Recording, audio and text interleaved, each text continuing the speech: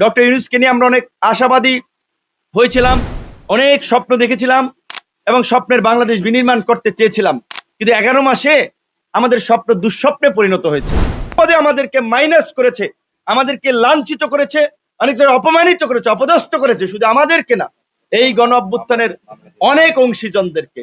তো কাজে এই বিষয়ে আমরা সরকারকে বলে এসেছি যে বিপদে পড়লে আমাদেরকে ডাকবেন, সচিবালয়ে আনসার ঠেকানোর জন্য আমাদেরকে ডাকবেন, সচিবালয়ে ছাত্ররা ঢুকলে আমাদেরকে ডাকবেন, সরকারের বিরুদ্ধে যখন প্রোপাগান্ডা হবে সেটা মোকাবেলা করার জন্য আমাদের ডাকবেন, আর প্রোটেকশন দিবেন একটা দলকে, কিংবা বিভিন্ন ক্ষেত্রে 2-4টা দলকে নিয়ে আপনারা কাজ করবেন। এই ধরনের আপনাদের বৈষম্যমূলক নীতির আমরা পরিবর্তন চাই। ডক্টর ইউনূসকে নিয়ে আমরা অনেক আশাবাদী হয়েছিলাম, অনেক স্বপ্ন দেখেছিলাম এবং স্বপ্নের বাংলাদেশ বিনির্মাণ করতে চেয়েছিলাম। কিন্তু 11 মাসে আমাদের স্বপ্ন দুঃস্বপ্নে পরিণত হয়েছে। যেই কারণে এখন আমরা শঙ্কায় আছি যে এই গভর্নমেন্টের ট্রানজিশনটা শান্তিপূর্ণ হবে কিনা, বাংলাদেশে আগামী নির্বাচন অবাধ, সুষ্ঠু, নিরপেক্ষ হবে কিনা, সেটি নিয়েও এখন শঙ্কা তৈরি হয়েছে। তাই আমরা সরকারকে বলতে চাই, যেই শঙ্কা তৈরি হয়েছে রাজনৈতিক মহলে, নাগরিকদের মধ্যে উদ্বেগ উৎকণ্ঠা, সেটা নিরসনে ভূমিকা নিন। অনতিবিলম্বে নির্বাচনের জন্য এই উপদেষ্টা পরিষদকে পুনর্গঠন করে একটা দক্ষ, শক্ত লোকদের সমন্বয়ে উপদেষ্টা পরিষদ পুনর্গঠন করে একটা উপদেষ্টা পরিষদ নিয়ে সামনে যেন আপনারা অবাধ, সুষ্ঠু, নিরপেক্ষ নির্বাচন করতে পারেন, সেই ব্যবস্থার দিকে যান। এবং পরিষ্কারভাবেই যারা এই সরকারের পার্ট ছিল, সে উপদেষ্টা কিংবা বিশেষ সহকারী, তারা কেউ আগামীতে কোনো নির্বাচনে অংশগ্রহণ করতে পারবে না। কারণ গাছের আগারটাও খাবেন, তলারটাও খাবেন। মানুষ কি আঙ্গুল চুষবে? সরকারের উপদেষ্টা থেকে সরকারি সুযোগ সুবিধা ভোগ করবেন, প্রশাসনে নিজেদের লোক সেট আপ দিবেন, আবার নির্বাচনে অংশ নেবেন। যেখানে পরিষ্কার কথা আমরা আজকে জানিয়ে দিচ্ছি, সরকারের যারা পার্ট ছিল, উপদেষ্টা কিংবা বিশেষ সহকারী, যে কোনো পর্যায়ে যারা সরকারের বেনিফিশিয়ারি ছিল অন্তর্বর্তীকালীন সরকারের, তারা যেন আগামীতে নির্বাচন না করতে পারে, সেই বিষয়ে সরকারের সুস্পষ্ট একটা নির্দেশনা থাকতে হবে। একই সাথে এই প্রশাসন দিয়ে আগামীতে কোনোভাবেই সুষ্ঠু নির্বাচন সম্ভব নয়।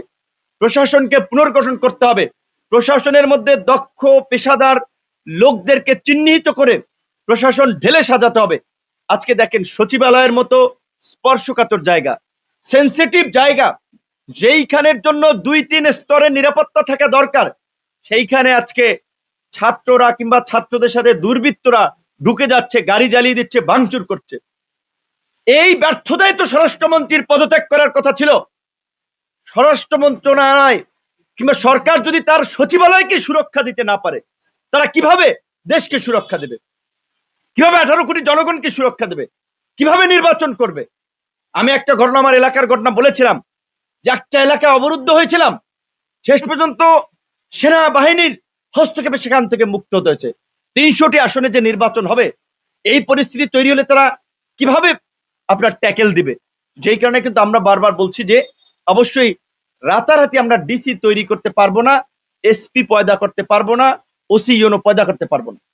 এই প্রশাসনের মধ্যে যারা আছে তাদেরকে ট্রেন করে, তাদের মধ্যে যারা দক্ষ পেশাদার, তাদেরকে দায়িত্বে আনতে হবে। এখানে বিভিন্ন কোটায় ভাগ করা যাবে না। বিএনপির কোটায়, জামাতের কোটায়, উপদেষ্টা কোটায়, তারপরে ওই বিভিন্ন কোটায় কোঠায় ভাগ করে প্রশাসন চালানো যাবে না, সরকার চালানো যাবে না। যেই কারণে আমরা বলছি, আজকে কতগুলো সিদ্ধান্ত সরকার নিচ্ছে, আমরা নতুন করে শঙ্কায় পড়ছে এই সমস্ত সিদ্ধান্তের কথা শুনে। জাতিসংঘের মানবাধিকার অফিস খোলার সিদ্ধান্ত সরকার দিয়েছে, সমঝোতা স্মারক করেছে, একটা বার আমাদের সাথে আলাপ আলোচনা করলো না। ভারতের মিডিয়ায় বাংলাদেশ নিয়ে প্রোপাগান্ডা ছড়ানো হচ্ছে, বিদ্বেষ ছড়ানো হচ্ছে, সেইটা নিয়ে প্রধান উপদেষ্টা মিটিং করতে পারে, আর বাংলাদেশে জাতিসংঘের মানবাধিকার কমিশনের কার্যালয় স্থাপন করবে, সেইটা নিয়ে আমাদের সাথে আলোচনা করে না।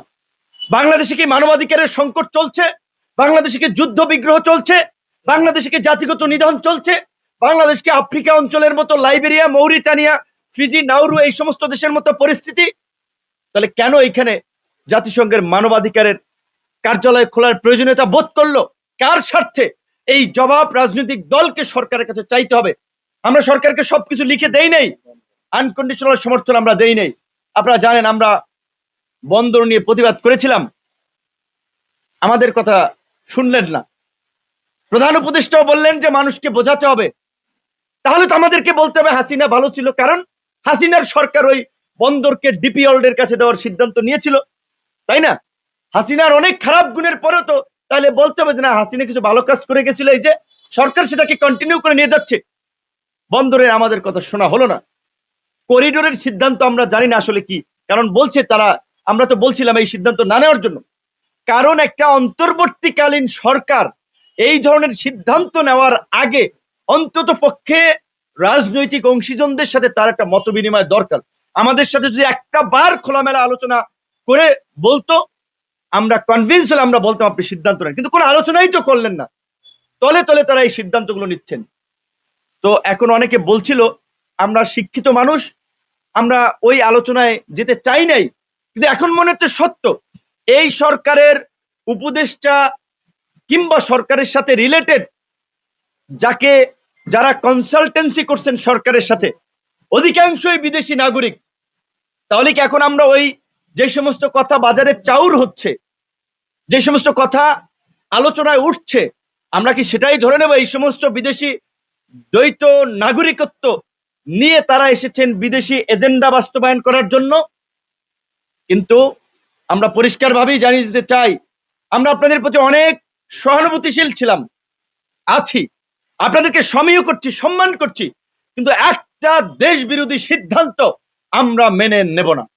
প্রয়োজনে আমরাও আবার ছাত্র জনতাকে নিয়ে রাজপথে যদি আপনাদেরকে নামাতে রাজপথে আমাদের নামা লাগে, আমরা কিন্তু তাই নামবো।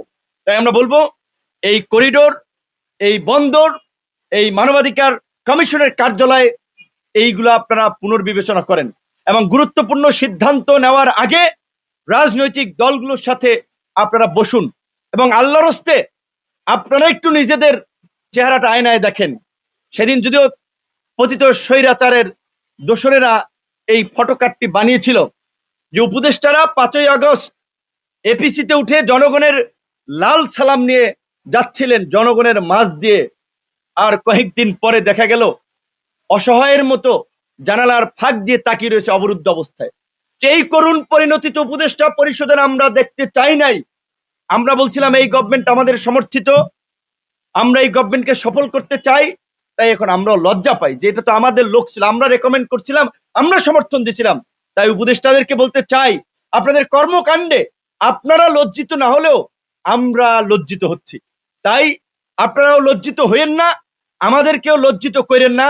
গতকালকের মিটিং এ উপদেষ্টা এবং প্রধান উপদেষ্টাদের উপস্থিতিতে যেই আলোচনা হয়েছে, আশা করি আপনারা সেটা অনুসরণ করবেন। আমরা বলেছি প্রত্যেক মাসে রাজনৈতিক দলগুলোর সাথে একটা মত বিনিময় সভা রাখার, তাহলে রাজনৈতিক দলগুলোর সাথে সরকারের দূরত্ব কমে আসবে। আমরা বিভিন্ন পলিসির ক্ষেত্রে, সিদ্ধান্তের ক্ষেত্রে সরকারকে সহায়তা করতে পারবো। আপনাদের